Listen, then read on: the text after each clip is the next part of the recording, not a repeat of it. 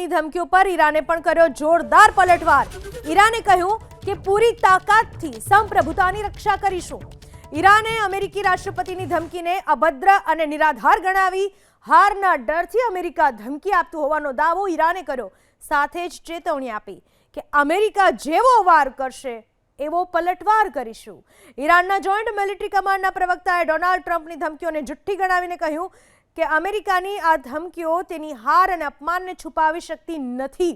ટ્રમ્પના નિવેદનો ભ્રમ ફેલાવનારા છે અને તેની કોઈ અસર નહીં થાય। ટ્રમ્પની ધમકીઓ પર ઈરાને પણ કર્યો જોરદાર પલટવાર।